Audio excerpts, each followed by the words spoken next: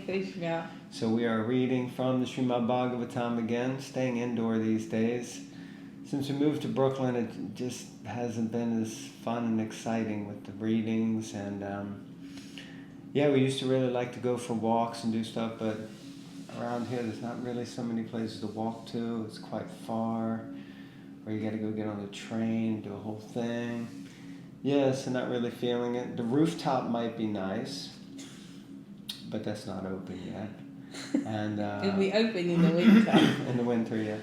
And we could go down into that courtyard area, but the air conditioning unit is so loud that it always makes noise.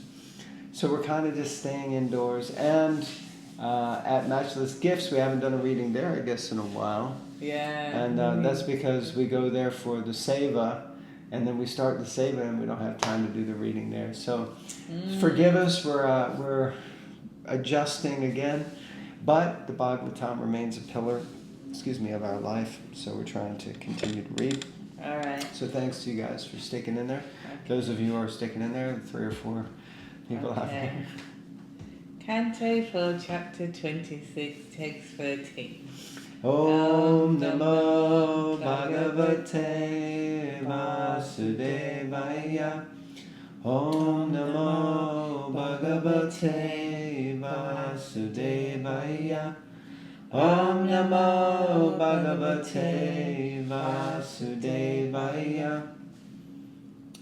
All right. Text 13. After taking his dinner and having his thirst and hunger satisfied, King Paranjan felt some joy within his heart. Instead of being elevated to a higher consciousness, he became captivated by Cupid and was moved by a desire to find his wife, who kept him satisfied in his household life. This verse is very significant for those desiring to elevate themselves to a higher level of Krishna consciousness. When a person is initiated by a spiritual master, he changes his habits and does not eat undesirable eatables or engage in the eating of meat, the drinking of liquor, illicit sex, or gambling. Sattvika ahara. Sorry, I can't see. It's dark. Ahara. Foodstuffs in the mode of goodness are described in the sastras as wheat, rice, vegetables, fruits, milk, sugar, and milk products. Simple food like rice, dal, chapatis, vegetables, milk, and sugar constitute a balanced diet, but sometimes it is found that an initiated person, in the name of prasad, eats very luxurious foodstuffs.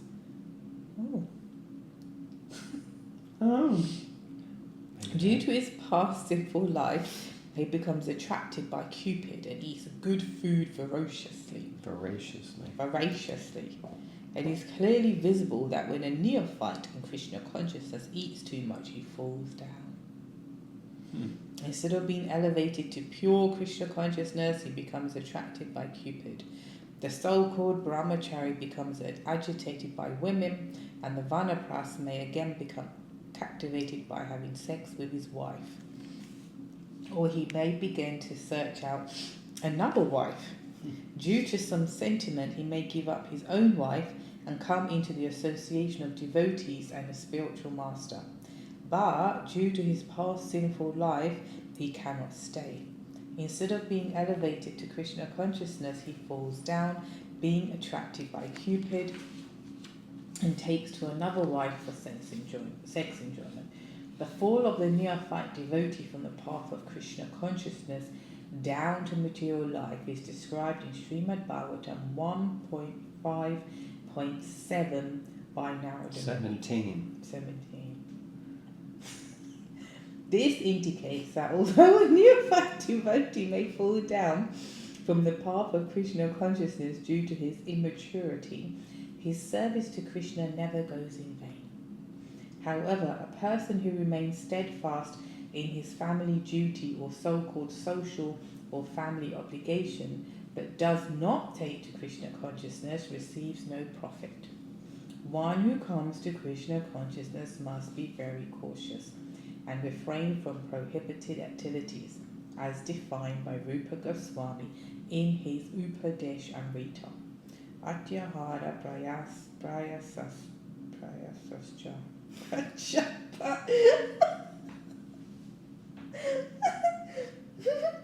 japa niyamagraha gyara sangha chalo yamcha sad bib. I can't see you, Bhakti. Wow, Vinashati. A neophyte devotee should neither eat too much nor collect more money than necessary. Eating too much or collecting too much is called atyahara. For such atyahara, one must endeavour very much. This is called prayasha. Superficially, one may show himself to be very much faithful to the rules and regulations, but at the same time not be fixed in the regulative principles. This is called niyamagraha. By mixing with undesirable persons or jnana sangha, one becomes tainted with lust and greed and falls down from the path of devotional service. Interesting. What a powerful purport. That is like... Sorry.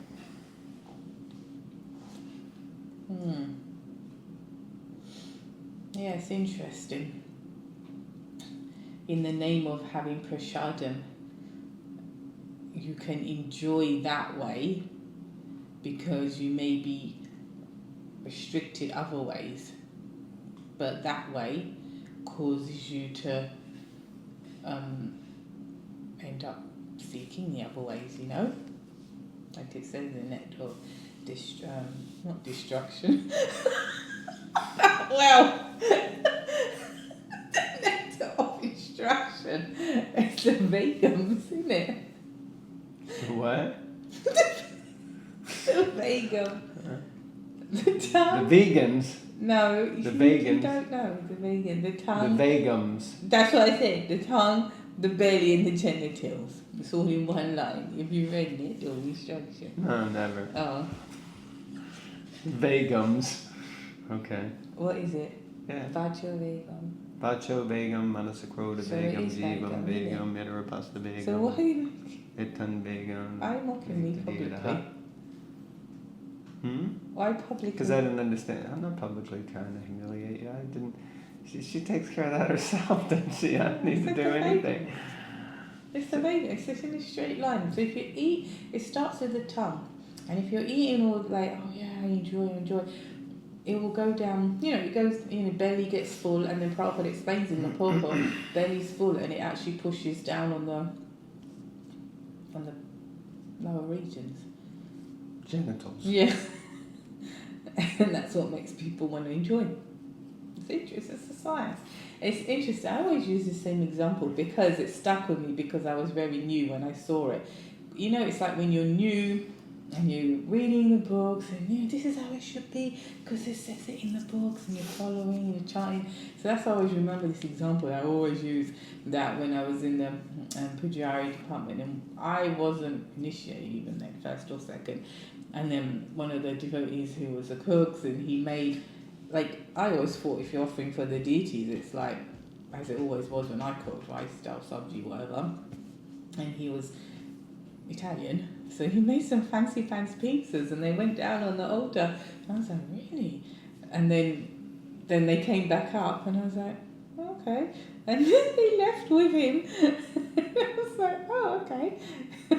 So, it left an impression like, I don't understand, because, you think, you have to think good thoughts and that, and then you're reading. So, yeah, it's interesting.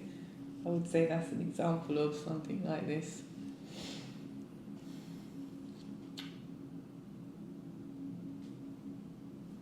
That's all I've got to say.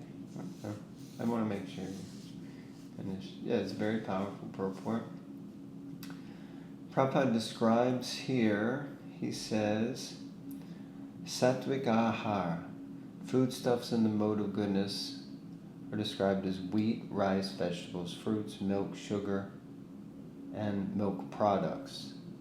Simple food like rice, dal, chapatis, vegetables, milk, and sugar constitute a balanced diet. But sometimes it is found, yeah, the initiated person eats luxurious foodstuffs. So, I mean, yeah, it's interesting. I guess it'd be a call. What is considered luxurious? Yeah. And especially when we get into cultures, different cultures may have a staple of something, like you were mentioning pizza, but if you're from Italy, or from New York or from wherever, pizza might be a staple part, and that's not considered luxurious. Lasagna, you might think it's luxurious, but or pasta, I don't know, whatever it might be. But the point is here, it's mentioned, it says foods that are, wheat, rice, vegetables, fruits. Yeah, so it's an interesting thing, but at the same time, it's also interesting how, in the beginning, because I'm listening to the Your Ever Well Wisher audio book at the moment, and it's so nice, it's so powerful, hearing the early Leelas and being in New York around, 22nd Avenue, and it's very, very powerful. But just hearing how Prabhupada is cooking. Of course, in one place, we were just hearing the lectures. We hear in 22nd Avenue, we have this video that repeats, and it says, "These boys are just subsisting on rice, dal, and chapatis," right? And every time we hear, Baba's like, "Wish I could have chapatis." So it's like chapatis are actually some luxurious item that maybe we're not able to enjoy. Rice and dal, the dal, of course they were serving in glasses, but sometimes it, it also can be, luxurious, spicy in different ways. I mean, it's interesting, but also Prabhupada was encouraging, and I think there's one boy that, he said, "No, how many do you want? Eat as many, and Prabhupada kept making chapatis, and then finally he told the boy after he had 10 that he had to stop. But otherwise, he was basically encouraging them to eat, and the famous take prasadam up to your neck, until you waddle like a duck. It's prasad. And the point is, like, am I cooking to satisfy my tongue and then offering it to Krishna, or am I cooking to satisfy Krishna and then I'll eat whatever's left, kind of thing, Because then in one sense you might think, if I'm cooking to satisfy Krishna, I would make something opulent and nice. It's like, I'm cooking to satisfy Krishna, so here's some khichdi. That's not for Krishna. And khichdi is nice, by the way. But it's sort of like considered like almost layman's food, It's not like what you would feed God. But I'm trying to eat simple, so then I'm kind of forcing Krishna to eat simple. You understand? It's like there's a whole conversation that could occur in this, and it's like, what is I guess the point being, and Prabhupada covers so much stuff. We just honed in on the what you eat and like that. But Prabhupada touches on so many things in this purport, and it's almost like I know later in the 6th canto, in the pastime of Gajendra, Srila Prabhupada discusses things that were kind of happening in the movement, and he ties them into the pastime. And somehow I'm feeling like here in the 4th canto that, because Prabhupada says, a so-called brahmachari becomes agitated by women, and the vanaprastha may again become captivated in having sex with his wife. Of course, there probably weren't that many vanaprasthas, but something. And he may begin to search out another wife. It's like Prabhupada's talking about a specific incident. Due to some sentiment, he may give up his own wife and come into the association of devotees. Now, this is interesting. Due to some sentiment, he may give up his own wife and come into the association of devotees in the spiritual master, but due to his past sinful life, he cannot stay. Instead of being elevated to Krishna consciousness, he falls down, being attracted by Cupid. So, and Prabhupada's tying all this into the fact that Puranjan comes home and is attracted by his wife. Yeah, it's very powerful. And then even all the way to this last point, Prabhupada really nails down, Superficially, one may show himself to be very much faithful to the rules and regulations, but at the same time not be fixed in the regulative principles. So basically it's like, I think the word is mityachar, which is someone who looks like they're following and comes across as if they're very strict and righteous, but then all of a sudden you find out behind the scenes they've been doing a hanky-panky, and doing all this and that and the other thing, and basically not following, or, they have a schnifter every now and again, or they have a smoke, or they have, canoodle, as you would say, they canoodle with someone. So, these kind of things are there, but, so Prabhupada is really picking up on these things. This is called niyamagraha. And then, of course, he's picking up on the verse from Upadeshamrita. I really wanted to look at 1517. 1517 is the verse from the Bhagavatam Prabhupada quoted, where he talks about the fall of the neophyte devotee from the path of Krishna consciousness. So yeah, I was thinking to look that. I am going to look it up, so y'all bear with me for just one moment. What was it, 1517? Yeah, it's 1517. So what was it, 1517? Yes. I know, everyone's like, Janita's on a trip, and I am on a trip. We're all on a trip. Trip back to Godhead. So here it is. One who has forsaken his material occupations to engage in the devotional service of the Lord may sometimes fall down while in an immature stage. Yet there is no danger of his being unsuccessful. Powerful. And now I remember this verse. On the other hand, a non-devotee, though fully engaged in occupational duties, does not gain anything. And that is a very powerful statement. And it's interesting, Prabhupada refers to it. He gives the Sanskrit, which, by the way, wasn't read. So we didn't read the Sanskrit. But when you look at that verse, you see that basically what's being said is, by Narada Muni, is that it's better to take up devotional service and have issues and fall away than to perform all your duties righteously but not really connect with Krishna at all. So it really shows the importance of bhakti or devotional service like that. Anyway, this is very very powerful purport. Really, I'm going to have to highlight this. Okay. I think maybe that's pretty good. Anything else you'd like to say in closing? No. In conclusion? No. I'll just say that still it's better to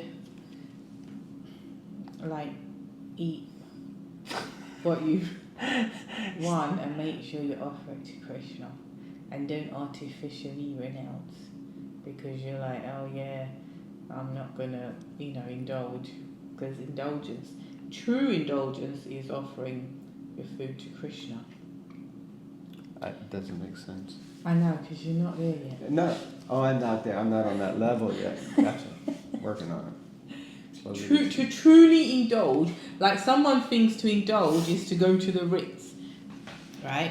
Or I get it. You're saying Golden Corral or whatever. It depends what your thing is, but Cracker Barrel. Yeah, because I have to speak about two different countries, so Ritz is one thing. Although that's not the equivalent. I don't think Cracker Barrel is comparable to the Ritz, but yeah, I get your point. But true indulgence is to eat, but have Krishna Prasadam, whether that is a simple bowl of rice with dal, or to have, let me see, what can I think of now? Some pesto gnocchi with some vegetarian parmesan on top and chili flakes and some fried halloumi on the side. So your point being that although we may think eating out someplace and this type of thing is opulent, but the real opulence is eating the remnants of foodstuffs that has been offered to Krishna. Yeah, that's what I said.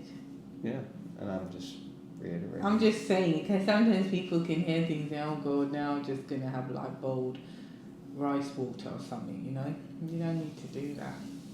Just as Prabhupada says, just add Krishna. Yeah. So offer what you're eating to Krishna. Hare Make sure you Krishna. do that. Yes, yes. Which brings me to a point. This morning I gave class at the Brooklyn Temple. If you want to find it, it's on their YouTube channel. And in the verse where the purport Prabhupada says that a non-devotee is benefited if he is killed by a devotee. He goes on to say, also if he's killed by Krishna or killed in a sacrifice. Mhm. But, I mean, it stays kind of in that space. So part of the class was like trying to discuss like, there are dangers of taking this out of context and just thinking, let me just go out, and into the street, booyaka, booyaka, Hare Krishna. So anyway, yeah, so these things we have to also apply our intelligence, but not to the point where we undo what's being said, but that we understand how the application may work for us at that time. Okay. I'm going to finish now. Okay, thank you everyone. Hare Krishna.